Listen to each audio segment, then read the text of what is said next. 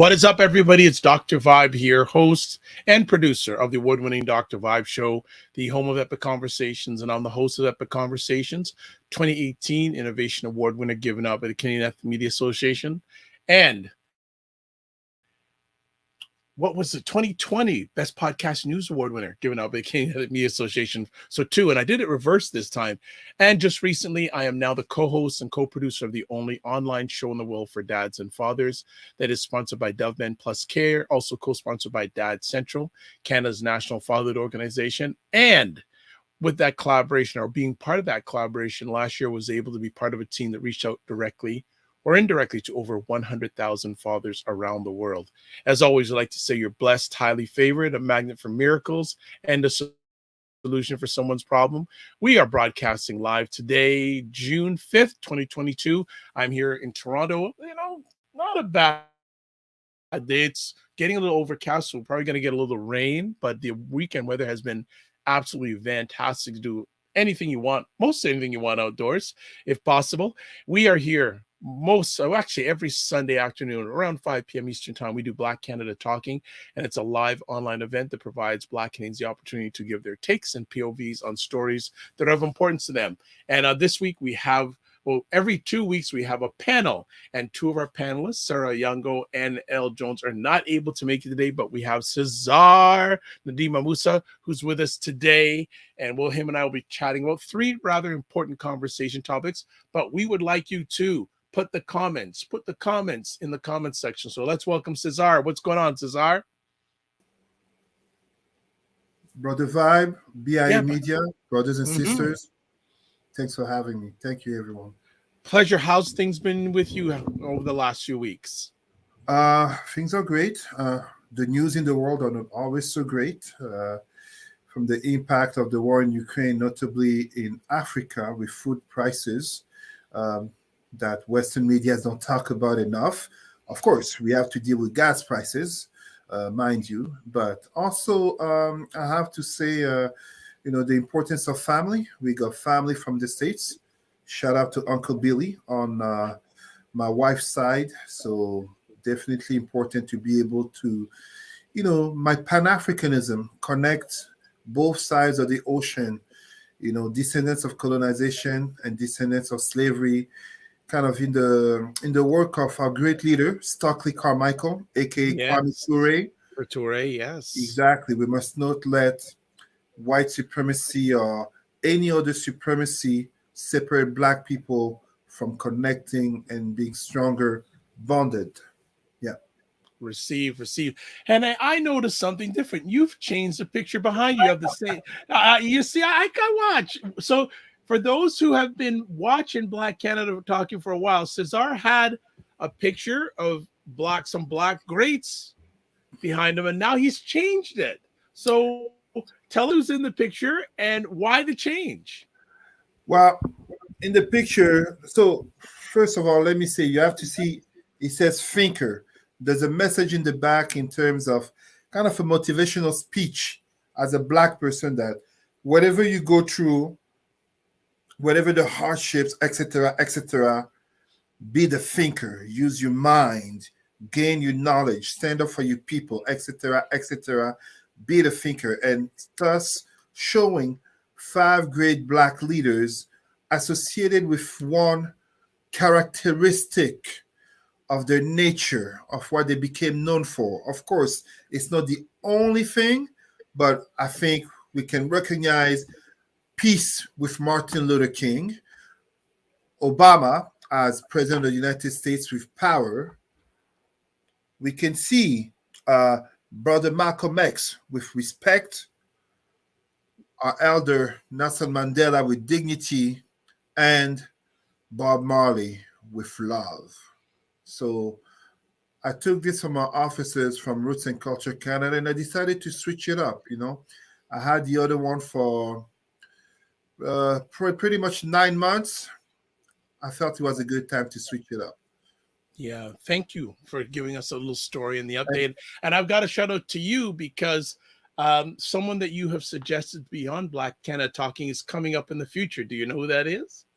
Should I suppose our CEO of Roots and Culture Canada, Miss Ketsia Peters? Yes, she's going to be coming up in June Okay. because she's got so much stuff going on. That's the earliest I could get her. She's in a meeting right now. Actually, as we're But speaking. Yeah. yeah, and I think she's going to be launching a new initiative, and I think in regards, well, can't remember the full details. Black we entrepreneurship. Yes, and I think that's going to be part of the conversation we're going to have. But finally, you know, you if you do these things, you don't want to stalk people. You have to chase some people down in a good way. Yeah, and she is going to be on. So looking forward to that future conversation. And again, Cesar, thank you for recommending her, because she does so many wonderful things, and it is about time that we give a global recognition to the hard work that she is and going to be doing. And thank you for taking a moment for her, because like you said, recognition, and we have to always remember this, no matter the struggle and no matter how we can think we are alone in terms of our consciousness, standing up and making efforts, there are many Black people who are doing the right things, who are standing up, who are working extra hour, extra shift, who are underpaid, who are abused, who are unrecognized in the quality that they bring to uplift us all. So thank you for having Mrs. Peters, just as you have me every time here, and you have other guests. This is what we need. This is how we build not only a strong Black community, but it requires strong Black minds and Black minds that are connected. And as such, those who are allies who can come together and recognize that we are not begging. We can work hand in hand, and we can raise our fists higher. Very, very important point. We don't need to beg. There's no need to beg. Absolutely. Absolutely. Well, folks, they want us to hear us chop it up today. So first thing we're going to be chatting about today is the number of mass shootings that have been happening in America lately. Mm-hmm. I think over the last few weeks, obviously, there was a tragic gunning down, murdering of a number of Black individuals in Buffalo. Then we had the events in Texas, and I was doing a live conversation last night with Aisha K. Staggers and Jill Jones and Laura Lala Key and Laura I can't remember other Laura's last name. I even heard yesterday that there was a mass shooting at a funeral yesterday in the United States. Where do you sit in regards to what's going on with all these mass shootings in the United States? Many people won't like what I'm going to say. So I guarantee I will offend probably people on both sides of the question. But first and foremost, let me say this. I do have a firearms license. I'm a former security manager and bodyguard. So this topic is one I'm not going to claim it hits close to home. I don't have someone in a school in the US who has been shot per se, but I'm going to call it the way it is.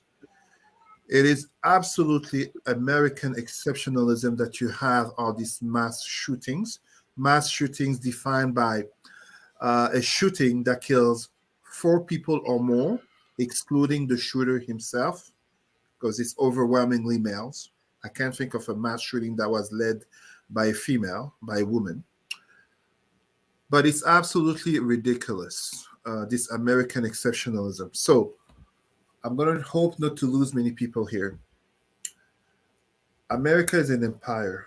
Every empire has a central element which is called violence. There's no such a thing as a peaceful empire. The very notion of an empire is centered on violence, ideology of being different, being superior.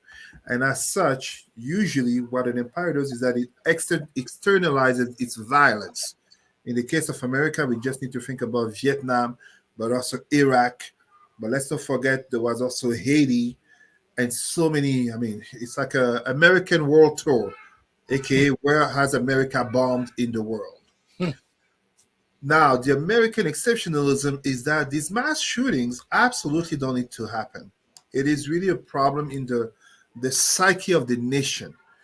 You have this Second Amendment, which is a ridiculous piece of constitution dating to the end of the 18th century, and you have people who try to hold it as it is some type of divine law, aka the same Second Amendment that came at a time when it was said all men are created equal, but then they kept blacks as slaves. So we have evolved from that time. Women are no longer conditioned to only being in the bedroom or in the kitchen. But you have, and we have to say, it's a minority of gun owners, let's be blunt, of white gun owners who are strongly attached to the Second Amendment with a lobby, the NRA, National Rifle Association, that is not just lobbying. We have to call lobbying what it is. It's corruption. That's what it is. It's corruption. Lobbying is a Western term for what they call black nations corruption. That's what it is. It's corruption. So it's completely ridiculous. And as such, to show you how ridiculous it is, I like this example. When America defeated Japan in 1945 during World War II, General Douglas MacArthur was in charge of the reconstruction of Japan, which included a new constitution. The main piece of the new constitution was that Emperor Hirohito no longer had any power. He became, like the Queen of England, a symbol. However, something that most people are not aware of is that MacArthur and the Americans made it that in the constitution and the laws of Japan, people are not allowed to own guns. This is why, if you check, you will see the sharp contrast in terms of gun killings between America and Japan. And even when you check other Western nations, you will see that other Western nations strongly took measures against gun ownership, and notably machine gun ownership. What's a citizen doing having a machine gun at home? They took strong measures. Whether we look at England or whether we look at Australia and even Canada, they took strong measures to limit the potential of killings by gun. As anti-gun as people can think my message is, another example I will give is how there was once an attempt of killing in China, but it was so hard to get access to a gun. The person only had a knife. How likely are you going to be able to kill many people with a knife versus a gun? So I absolutely oppose the Second Amendment. I understand the American nature in terms of freedom and so forth and all this. Listen, to me, it's completely BS. In the words of our great Prime Minister Justin Trudeau, I understand the way that I said it. Justin Trudeau put it, you cannot claim freedom to own a firearms when you live in a land where so many others lose their freedom, aka their life, for going grocery shopping and worse, going to school. In my personal case, and this is where I will pause, I really lost hope with the American gun debate with Sandy Hook in 2012. My logic was very simple. Columbine is one thing. Sure, it brought the attention to the world, and I had just finished high school. But if the killing of elementary school children, as in Sandy Hook, did not make America as a nation move, they're all guilty. They're all guilty because they will move and pass laws in regards to abortion. They will move and pass laws in regard to LGBTQ people. They will send billions of dollars to Ukraine. You know, inflation, poverty, all these issues, Ukraine, billions of dollars suddenly appear. But firearms, killing of children, and as a black person, I make myself no illusions when it comes to killing of black people. But killing of children, people live in a nation where they're okay, aka the richest nation in the world or the most powerful nation in the world. And in the words of Ted Cruz, I really dislike that guy. The nation of freedom, the freest nation in the world. And it's not that they're unable to stop the gun problem, they're unwilling, because these Americans have the mentality of, like the Second Amendment says it, a well-regulated militia. These people are, it's not militia. And the excuse that they always give when it's white shooters about mental health, that's a lie. What kind of mental health helps you to buy a gun, to properly strategize, to basically, scout the area? And no, that's not mental health. They're white domestic terrorists. That's what they are. I don't care that they're 18. I don't care that they have, they put some threatening messages online, or that they don't have a girlfriend. The white domestic terrorists. And no, no, no, no, no, no. I make no apologies. The American gun debate is American exceptionalism. I feel terrible for our people, like in Buffalo, will get killed, because when it comes to black people, it lasts a day or two, maybe a week at the most, in the newspaper, and then forget about it. But I really feel, notably as a father, we have to educate our children, our people, on self-defense, and as such, we have to protect our neighborhoods, we have to protect our communities, because unfortunately, when it comes to Buffalo, it will happen again. These white supremacists will aim at killing black people. Absolutely. Well, a lot to decipher there. I'm gonna add another interesting point about this. So the NRA had their convention a few days after that event in Texas, and I Yep. found it very interesting that they did not allow anyone to carry guns inside the convention. Of course. The I sheer found that hypocrisy. I found that very, very interesting. Trump went to give a speech, and he made it clear that he didn't want anyone with a gun uh, anywhere close enough, or something like that. He didn't allow people with guns until a certain distance, or whatever it was. They fully know what they're doing. When it comes to the American gun debate, I always say it. As mean, cold, or harsh it may sound, they haven't killed enough people, especially children, for the American population to really move on the politicians who are corrupted by the NRA. But at the same time, it's either they haven't killed enough people, or they're not killing the children of politicians. These mass shooters are not crazy. They're not going to go try to go in those private schools with fences and security who are willing to shoot back. They're not going to go there. So these politicians are easy to buy. They're easy to corrupt. And it's not a matter of saying that they're overwhelmingly Republican or the only Republican. At the end of the day, it's a U.S. national problem, because those same people, they move in force when it comes to abortion. They move in force when it comes to immigration. They move in force when it comes to LGBTQ rights. They move in force when one of the celebrities dies, or so forth, etc. But do they really care about mass shootings? Do they really care about the sanctity of life? It's an empire. An empire is built on violence. It's part of the natural, like rituals. It's like a TV show, it's like another tragedy, a new chapter in the show. Hmm. More mass And shootings is in the year. and It's it's just crazy. because you and I have lived long enough to see attempted shootings of presidents. Remember a number of years ago, Reagan, there was a attempted assassination on him, and one of his aides end up in a wheelchair, and you would think maybe that would change it. Is and I agree with you. If nothing changed from Sandy Hook, that tells you a lot. For me, it was Sandy Hook. Sandy Hook. Like there was something that died in me, because after Sandy Hook, what happens? You need to start having mass shootings in daycares. Like they need to, like what can be worse? Like going to shoot 6 month old. I mean, what could a 10-year-old child in that school in Uvalde, Rob Elementary School, what could a grade 2, 3, 4 child could have done to deserve getting shot?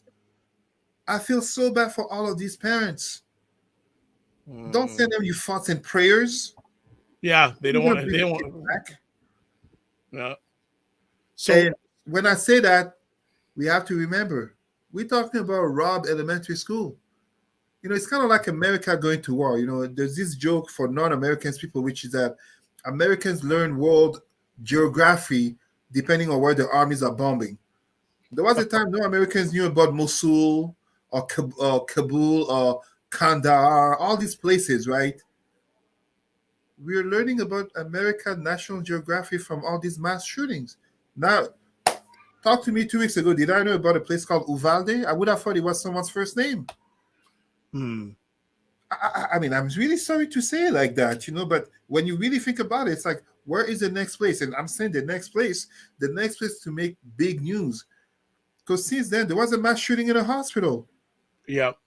You talk about a mass shooting at a funeral. It's like, why will it take? I honestly ask, will it take mass shootings to start occurring in daycares to start killing 6 months old, 1 year old? My daughter just turned 1 year old. Oh my God! It's I feel terrible for all of these families. All whatever the skin color, whatever the political affiliations, religion, whatever you want to call it, I feel terrible. You leave your child at school in the morning, and you get a call or you see on the news, and your child is dead. And my sympathies to that man. I just remember his last name, Garcia, who died of a broken heart slash heart attack. Yes. Yes. You know, Yes. so Yes. to all the men haters, angry women out there will think men don't really love and all men are so and so. This man, as so many others, dying of a broken heart because that's how much he loved his wife, the mother of his children. I feel terrible. The repercussions are terrible. Dead mother, dead father now, 4 orphans. It's America the problem. It's Would you say, you mentioned empire? Would you say that we're watching the decline of the American empire right in front of our eyes? Oh, absolutely, absolutely. And I'm going to tell you something. So I'm going to try not to go too geopolitical. America literally missed the opportunity of its existence. It's such an amazing question that you ask. Let me put it to you like this. I'll give you a parallel. Some people will think I'm crazy, so Google it, research it. During World War II, Hitler had two options. He chose one, he didn't choose the other. It was simple. He could have gone for the nuclear weapons. He chose to go for high powered missiles. The high powered missiles, notably by the company Von Braun, eventually led humankind through America to go to the moon. But Hitler didn't have the nuclear weapons, which helped America win the war against Japan. This is the same thing here. 1991, the collapse of the Soviet Union. America was the sole global power. China was not strong. There was no competition. USSR crumbled. Gorbachev, through uh, glasnost, gave USSR to America. But what did they do? Business as usual. The Taliban used to be welcome in the White House. They continued their imperialistic way. True. They could have had a time of global peace, global hegemony, where they could have created an empire to redress inequalities in the world. But they didn't do that. So to me, that's really when the American decline started. Some people say Vietnam. Some people say since the mid 70s when America actually started to uplift Chinese economy, because surprise, surprise, it's America that uplifted Chinese economy to bring down USSR. Some people like to talk about the 80s and moral decay and drugs and all that. For me, from a geopolitical lens, 1991, America failed a decade where they could have been that empire of good.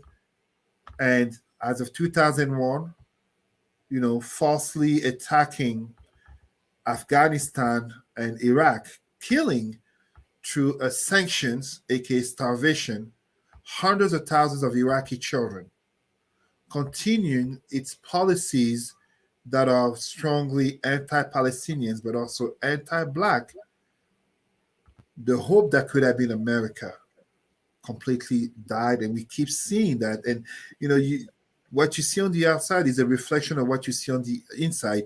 And analysts of geopolitics are adamant.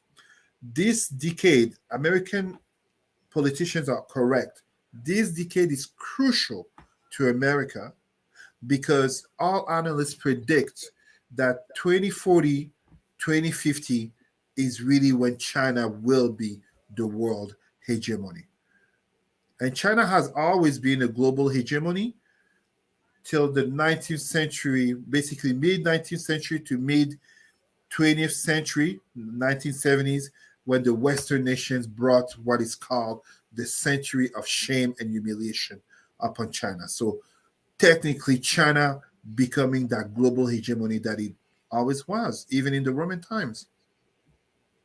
One last thing before we go on to another conversation topic. Um, how do you feel the impact going forward of mass shootings in the United States impacts the average Black American? And I'll use a little caveat on that. On one of my other conversations on Saturday night, State of Things with Aisha and Jill, Jill Jones, of the Jill of the Aisha and Jill, said, with all the states, more and more states passing open carry laws, she said it's open season for killing of Blacks. Of course. Thoughts? Allow me to refer to our great leader behind me, Brother Malcolm X. And I'm going to say it. This may shock a lot of people. Integration killed Black consciousness. For the vast majority of Black people, integration, aka getting closer to whites, living in white neighborhoods, being able to go to school with whites, marry white women and men, integration is a blessing. But truthfully, it killed Black consciousness. And how does that relate to guns? Is that unfortunately, these states that are passing open carry laws, let's be honest, they're not passing open carry laws in the hope of seeing a bunch of Black people coming to get a firearm license to walk around with guns like a bunch of Black cowboys, as in Mario Van Peebles' movie Posse. Absolutely not. We know very well what happened to our proud brothers and sisters of the Black Panthers when they did open carry, and a certain Californian governor, aka Ronald Reagan, swiftly took measures, because if there's one thing America fears very much, is a conscious and proud Black person. And what do they fear after that? Is a conscious and proud Black person with a gun. So absolutely, these open carry laws will enable a lot of these white supremacists to accidentally shoot Black people. Before you think I'm exaggerating, let me tell you a crazy story that happened a few weeks ago in Africa, where a white South African shot a Black woman claiming that he thought she was a hippopotamus. It would seem crazy, it would seem funny, but we have a Black woman who got shot, and this white man basically claimed mental health for shooting her down. Black consciousness will have to strengthen. We'll have to bring Black people together to create stronger communities, because whether we like to hear it or not, massacres such as in the Church of Buffalo are bound to occur more. When they say you will not replace us, as in Charlottesville in 2016, when they basically have a bunch of Darlene Roof who can't wait to go kill a bunch of Black people, excuse my language, N-word, when they have, a president such as Trump referring to Black countries overwhelmingly as shithole countries. And at the same time, we still live in a world of white supremacy where white is good and Black is bad. Yeah, Black consciousness will have to come back in a painful way, because indeed, the killing of Black people is real. Okay. Thank you for your thought process and sharing on that. Let's move to another conversation topic. We live in the province of Ontario. And this last week, just passed, there was an Ontario election. And the results, I think, were not surprising, but eye-opening, in that the Progressive Conservative Party, everyone expected that they would have a majority, but the two main opposition parties, both leaders resigned. And the Conservatives have a bigger majority than when they went to the polls. What are your thoughts about the Ontario election, and what are your thoughts about the Ontario election's impact on Black Ontarians? Well, first and foremost, let us be honest. Congratulations to Doug Ford. Congratulations to Prime Minister Doug Ford, because look, this conservative and this conservative. Right now, there is a leadership race for the federal Conservative Party, and really the big question is, should they be further to the right with someone such as Pierre Poilievre, who is basically adding fuel to the fire of conspiracies and other right-wing nut rhetoric? Or should they be more centrist, such as with Jean Charest and I forget his first name, Brown, the current mayor of Patrick Brown. Patrick Brown, there you go. No, I say congratulations to Doug Ford, because Doug Ford basically is a conservative prime minister who he knows how to generate sympathy. He knows how to get votes from non-whites. Well, okay, keep on going. I'll let you finish, because we're going to bring up some more thoughts in regards to that. And I mean, when we see that we are in an Ontario where not only he got reelected as a conservative premier, but he added 7 new seats to his majority, it's quite a sharp contrast to another conservative premier, aka Jason Kenney, who resigned in Alberta following a 51% trust vote from his own party. So now, if we dare to be honest, Ford is the number one conservative politician in the nation. Yep. Which would have been impossible to even think of a few years ago, even when we think about his brother Rob, in terms of even being elected prime minister, but now he's re-elected and with a stronger majority. Now, as I've always said, and I don't want anyone to come pretend or whatever, accuse me of anything, I'm a Pan-Africanist. I'm neither liberal nor conservative, and I'm definitely not NDP. But one thing that's for sure and certain, this shows further the falling out of favor of the Liberal Party. And I think people have to give a break to Kathleen Wynne, because she just came at the very end after like 15 years of McGuinty in power. But this further shows the NDP bad reputation since the 90s with a certain Bob Rae. We have to be honest. This is not accidental that we have Ford, a conservative, being elected, being re-elected. And even for those who are francophones, we'll talk about, the conservatives and Ford don't care about francophone rights. Well, not too far from here in Ottawa, Glengarry Prescott Russell, they had the elected MPP, member of provincial parliament, who had quit the Conservative Party to go liberal in the name of dignity for francophones. Well, guess what? In a very francophone riding, Glengarry Prescott Russell, over 60% francophones, she got defeated.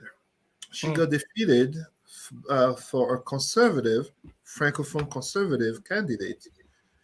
But at the same time, as I say this, so you were asking in terms of Black communities.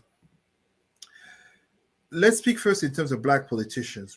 I was actually interviewed by CBC, French CBC, and last week, and one of the things that I told them was how interesting that we see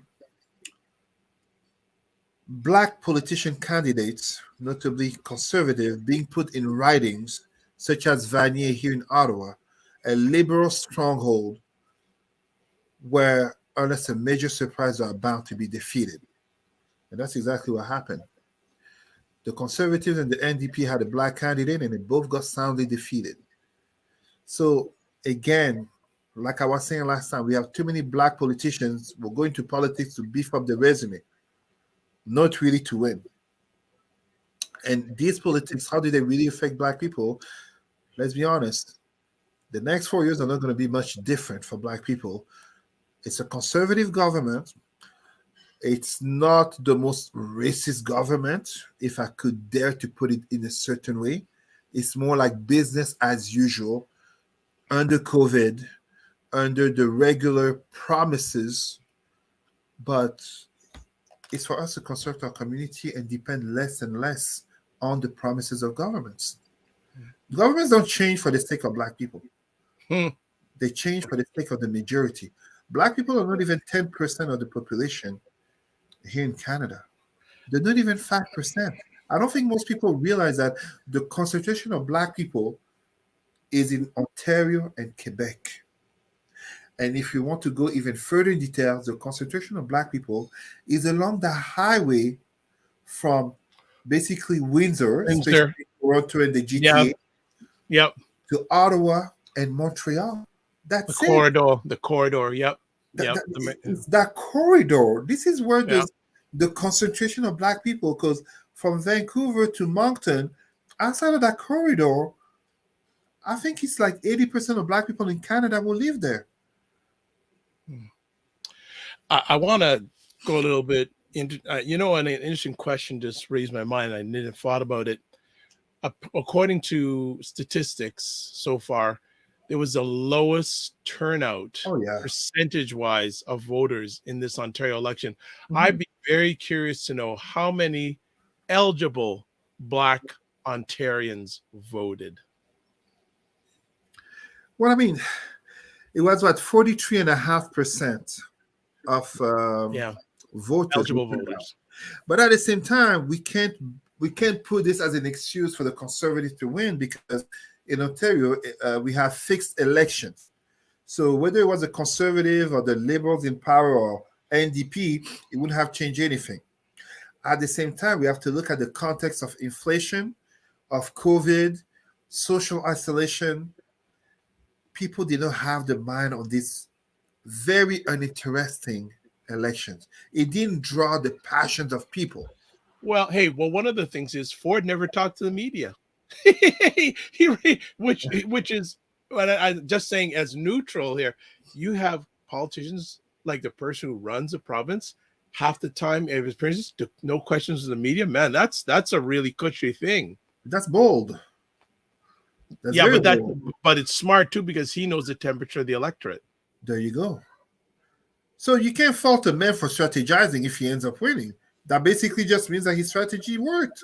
Yeah. From what I've read some reports too that the Conservative Party, Progressive, they did a lot of knocking on doors and everything before the election happened to really take the temperature. They did their research to take the temperature of the electorate, and they played it well. We have neighbors here, including a Jamaican brother here. He has his sign. It's Conservative. He's Jamaican family, blue sign. I don't have any sign. I'm a Pan-Africanist. Give me the RBG flag. I put it right there. But no, I know many Black people, they voted Conservatives. Now, I don't know how many, in terms of percentage, I don't know how many percentage of Black people voted. That would be interesting. That would be very, very interesting. And again, another area that, one of the things that we always are challenged with, data about Black Canadians. I think, and someone could put a reminder on me on this, get me to find out if I can find out what percentage of eligible Black Ontario voters voted this past election. I've been very, very, very, very, very curious about that. That would be interesting indeed. Yes, that would be quite interesting. And I think, I guess it's a part of a longer core conversation. I know we'll have it when we talk about periodically about, what's going on with the Black ecosystem and all these things. And I think, I just think it's another conversation topic. The Black ecosystem, what is the future of the Black ecosystem? But that's a whole other conversation. But surely what happened in Ontario, I think, has an impact on that future. And again, as Cesar always says, we got to take care of our own destiny. Yeah, Because I don't know if a lot of people, depends how the government rolls, but remember the conservative government now has a strong majority. very strong majority. Like, They're already majority, and they managed to increase by 7 yeah, seats. That that, is, yeah, and less people voted. So then we're going to hear people say, well, they're complaining, and then you ask that question, did you vote? mhm. Always that bottom line question. So did you vote? And if they said no, There you go. There you but go. hey, we will see what goes on with that in regards. And I wonder what Prime Minister Trudeau. I think Prime Minister Trudeau must have looked at election, but I think it sounds like him and Ford somewhat get along. But maybe Doug. Hey, do you think? Huh? Do you think the Federal Conservative Party would like Doug Ford to run? The truth of the matter is this: do you think any of those leaders who are vying for leadership of the federal conservative would like to see Doug Ford run? To me, the answer is no. No, they wouldn't. Yet, there you go. Yet, if I were to be honest, and I'm not a conservative, but if I were to be honest, if the conservative really aim to win the federal elections in 2025, considering the Liberals and NDP deal, none of those men is the best fit.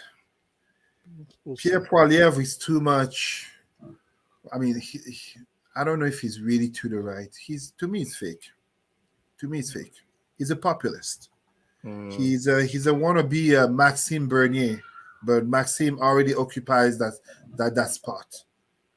Jean Charest, centrist. Jean Charest is fake. He's a populist. He's not a populist. Sorry, Pierre Poilievre is a populist. Jean Charest is an opportunist. You will not convince my blackness, my Pan-Africanist blackness, that you're a conservative after you've been elected and re-elected twice as the liberal premier of Quebec. Forget it. As Italians say, get out of here. There's not a chance. There's not a chance. It's a pure joke. The guy is a pure opportunist. If it was the NDP who were asking him to become the leader with a potential of forming the government, suddenly, Charest would discover himself some orange affiliations. No, I don't believe it. Yes, he came into politics a conservative, but then he flip-flopped. Yeah. He went to he's an opportunist. Let's call it what it is. Well, Let's call it what it is. I have more respect for Maxime Bernier, as much as I fundamentally disagree with his white supremacy ideology in the name of Canadian pride. But I have more supremacy for this man, Maxime Bernier, who could have become the leader of the conservative in place of Andrew Scheer, or right after Andrew Scheer, I should say. But those who are there, Poilievre, Charest, you already know what I think about our sister Lewis, aka I don't understand how a black woman can think she can become the leader of the Conservative Party in a Western nation. It kind of beats me. It's as if me, with all my traditional looking face, I'm gonna run for Republicans in the US and wonder why they don't vote me in. It's ridiculous. So no. all right. Well, we'll close off our conversation today. This is Pride Month in a lot of locations right across this country, and wanted to get Cesar to share about Blacks and homophobia. Dr. Vibe, we cannot lie. I've said it before. Others have said it before. Blacks as a community are actually conservative. Since we're talking about, conservative parties. That's why I wanted to segue that. That was a segue. Absolutely. Blacks are social conservative. Whether it be that they vote majority liberal in the name of liberty, or, they think Democrats equal democracy in the US, as a community, Blacks are socially conservative. Socially conservative greatly due to the influence of, we have to say it, religion, Christianity and Islam imposed through slavery and colonization. And as such, our brothers and sisters in the LGBTQ spectrum, they suffer greatly. Lil Nas X and Montero didn't come out of nowhere with a message that he's a result of the black church.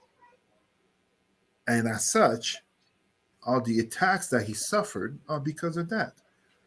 But I talk about Lil Nas X, a musical celebrity, blah, blah, blah, with connection, fame, and money.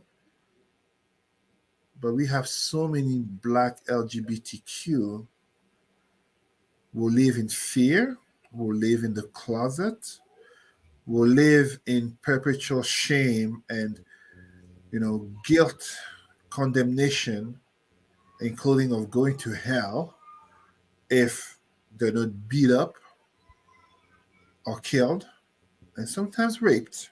And I don't just mean women, aka black lesbian women raped. I'm talking also about men. And I'm not just talking about in jail. So homophobia is rampant in the black community. Homophobia is rampant in the black community. The main reason, the number one reason being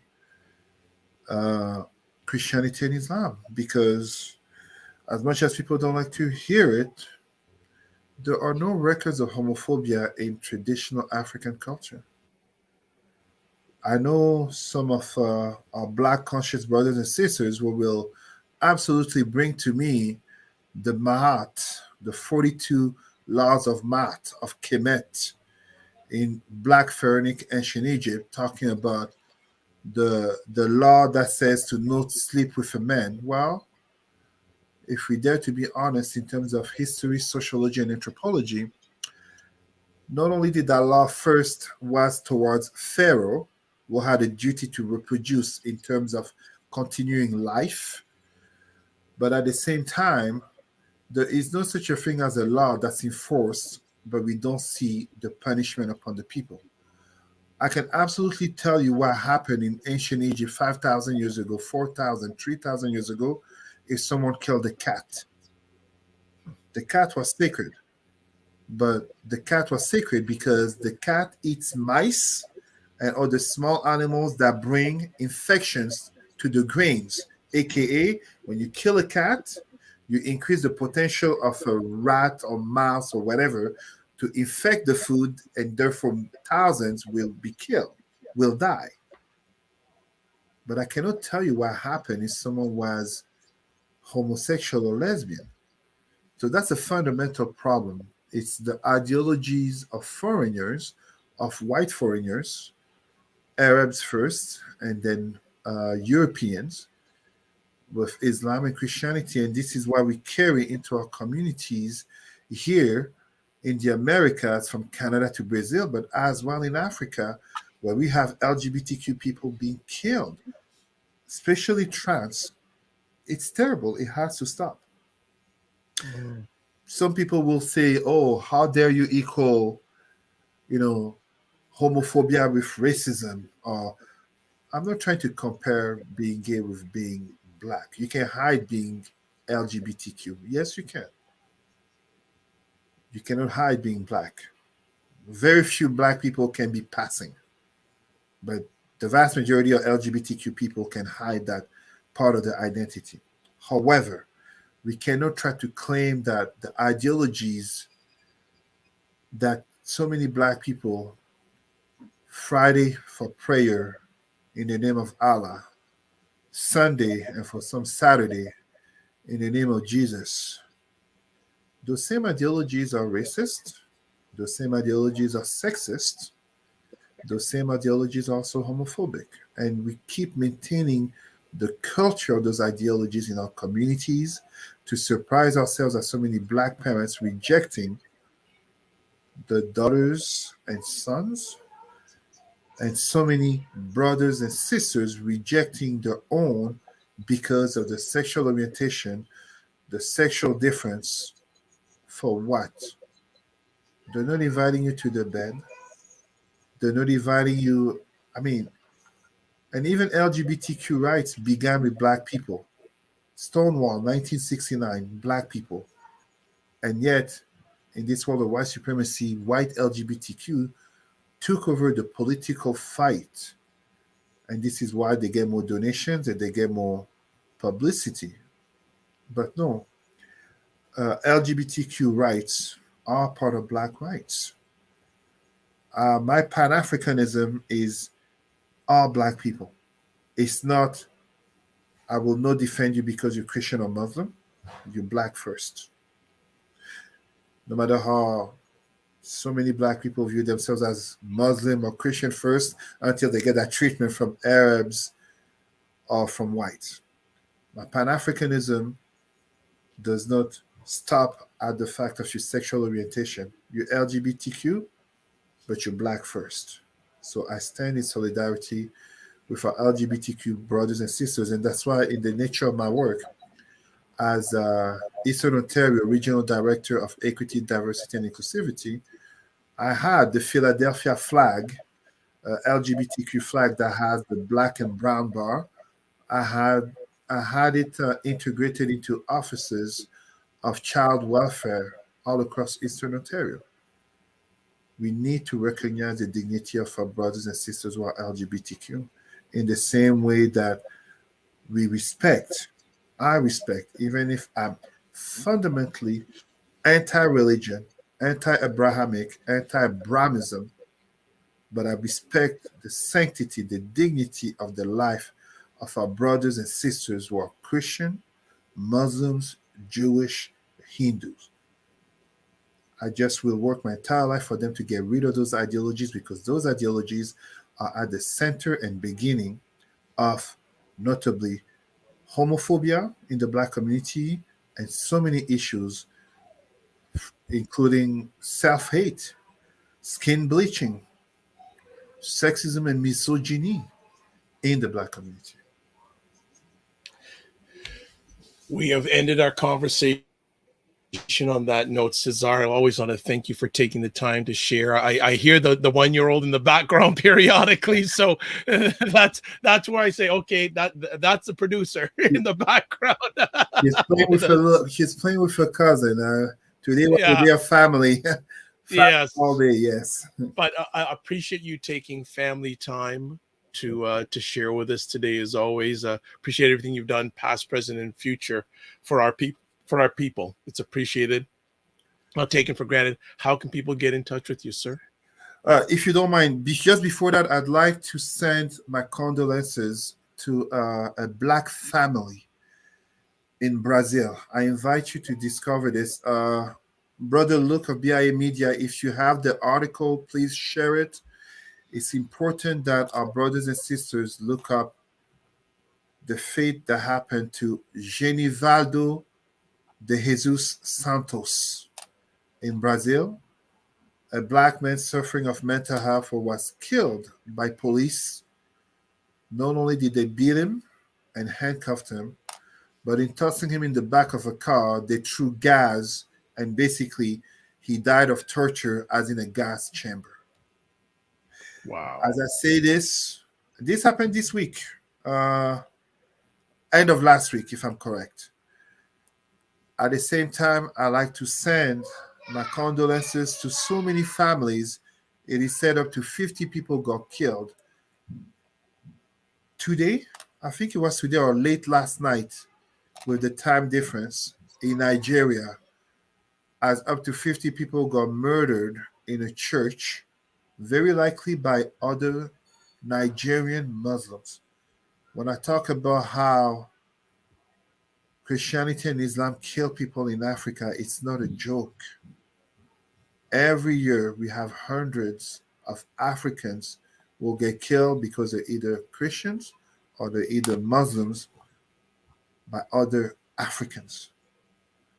I've never heard of whites, Arabs, or Asians being killed by their own people in the name of a Black ideology. People can get in touch with me, rootsandculturecanada.com, but also on Facebook, Cesar space Rimy, Rimy. You will find me there. Thank you so much. Thank you, BI Media. Always. Pleasure. It's Dr. Vibe here, host and producer of the award-winning Dr. Vibe show. Also, host and co-producer of Black Canada Talking, which is on every Sunday afternoon at 5 p.m. Eastern Time. You can also catch me during the week, 9 a.m. Monday and Fridays Eastern Time. I co-host and produce The Morning Vibe with Ryan Knight, who is the executive director of the African Canadian Business Network. Also, you can catch me on Saturday evenings. I host and co-produce the State of Things with Aisha and Jill. That's Aisha K. Staggers and Jill Jones. They provide their takes on social and political events in the United States and America and also around the world. As always, I want to close off by saying, please subscribe to the Dr. Vibe Show on Facebook and or YouTube. We appreciate that. It's not taken for granted. As always, I close off with this. Live your life as a dream. If you can dream it, you can make it. Sometimes you have to get smaller to get stronger. Block assumptions, then aim bigger, aim better, aim higher, aim wider. Love, faith, and respect. Remember to give yourself grace. Also, don't just manage your time, manage your energy. And also thanks to BIA Media for the production of today's epic conversation. God bless. Peace to all. Keep the faith, and we'll see you next week.